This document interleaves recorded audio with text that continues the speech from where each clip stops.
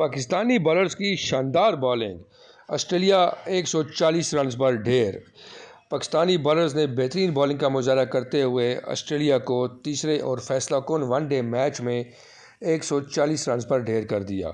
Australia کے 140 runs پر 9 کھلاڑی out ہوئے، ایک کھلاڑی ان کا انجرڈ ہونے کی وجہ سے بیٹنگ کرنے کے لیے نہیں آیا، اور اب پاکستان کو تیسرا ون ڈے سمیت او ڈی آئی کی سیریز جیتنے کے لیے 141 رنز بنانے ہیں 50 اوورز میں۔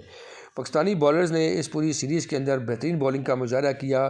آج کے میچ میں بھی حارث رؤف نے، نسیم شاہ نے، شہنشاہ افریدی نے، حسنین نے نپی تلی بالنگ کی۔ فاسٹ بالنگ کی وجہ سے آسٹریلیا کو پریشان کیے رکھا، اور آسٹریلیا کا کوئی کھلاڑی بھی پاکستانی بالرز کے سامنے جم کر نہیں کھیل سکا، اور پاکستان نے آسٹریلیا کو 140 رنز پر ڈھیر کر دیا۔ حارث رؤف جو کہ پاکستان کے ایک جینون فاسٹ بالر ہیں، انہوں نے اس سیریز کے اندر 10 وکٹیں لے رکھی ہیں، اور وہ سیریز کے مین آف دی سیریز بننے جا رہے ہیں۔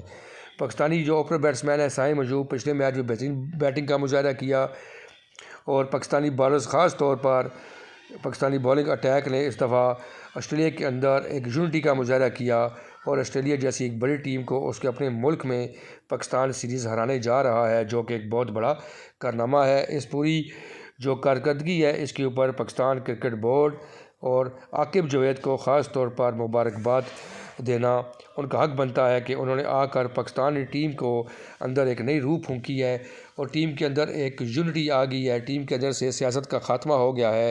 جس طرح پاکستان نے شان مسعود کی قیادت میں انگلینڈ کو پاکستان میں ٹیسٹ سیریز میں شکست دی، اور ابھی ون ڈے میں پاکستان آسٹریلیا کو آسٹریلیا میں ون ڈے انٹرنیشنل سیریز ہرانے جا رہا ہے۔ پہلا میچ پاکستان ہار گیا تھا، لیکن اس میچ میں بھی پاکستان کی بالنگ نے اچھی کارکردگی کا مظاہرہ کیا تھا، لیکن ہمارے جو بیٹسمین ہیں وہ کولیپس کر گئے تھے۔ اب پاکستان کے لیے بہت ہی آسان ہو گیا ہے میچ، 140 رنز کا ٹارگٹ 50 اوور میں پاکستان جیسی بڑی ٹیم کے لیے کوئی مشکل نہیں ہے، اور وہ بات دور نہیں کہ پاکستان اس بات میں انشاءاللہ پاکستان یہ سیریز جیت جائے گا۔ مزید اچھی ویڈیوز دیکھنے کے لیے چینل کو سبسکرائب کریں اور بیل آئیکن کو دبا دیں، تاکہ آپ کو ہماری آنے والی ہر ویڈیو مل سکے۔ بہت شکریہ۔